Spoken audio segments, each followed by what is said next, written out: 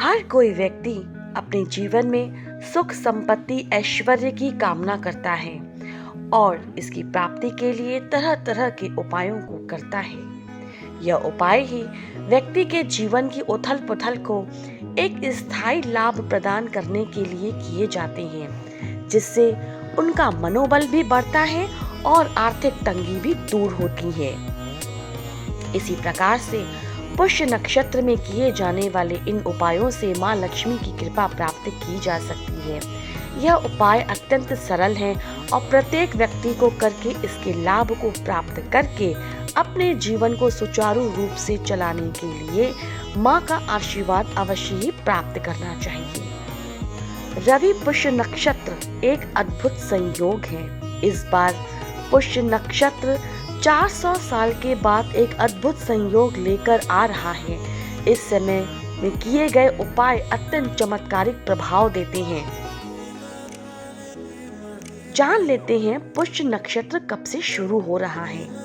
पुष्य नक्षत्र का योग 4 नवंबर शनिवार को सुबह 7:58 से शुरू होगा और यह अगले दिन रविवार यानी सूर्य भगवान की कृपा भी आप इस दिन प्राप्त कर सकते हैं, जो कि नवंबर सुबह 10:30 तक रहने वाला है।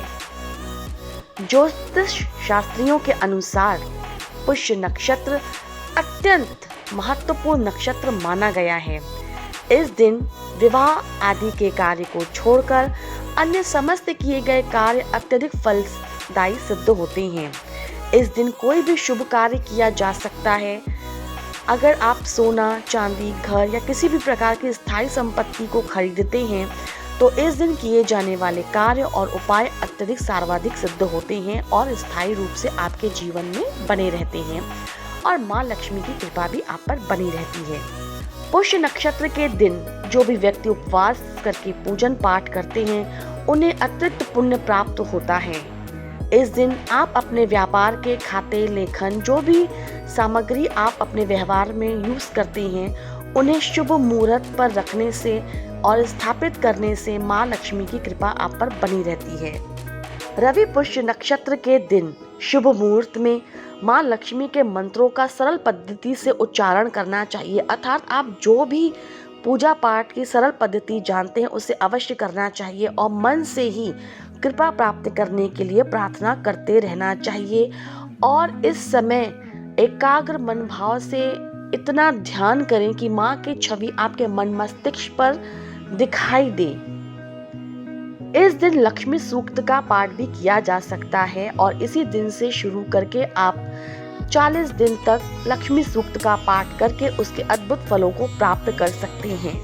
रवि पुष्य नक्षत्र नक्षत्रों का राजा माना जाता है, जो वर्ष में 1 या 2 बारी इनका संयोग आता है। अर्थात इनके शुभ फल प्राप्त करने के लिए उपायों में कोई भी चूक नहीं करनी चाहिए।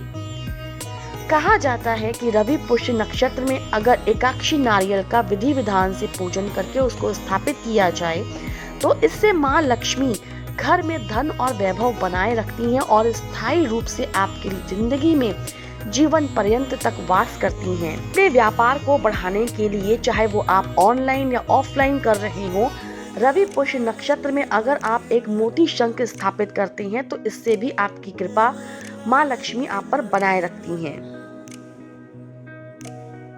इस दिन रवि पुष्य नक्षत्र में अगर गाय माता को गुड़ की रोटी घी से चुपड़ करके खिलाई जाती है तो इससे भी मां लक्ष्मी अत्यधिक प्रसन्न होती हैं और आप यह रोज ही करके अत्यधिक आशीर्वाद प्राप्त कर सकते हैं।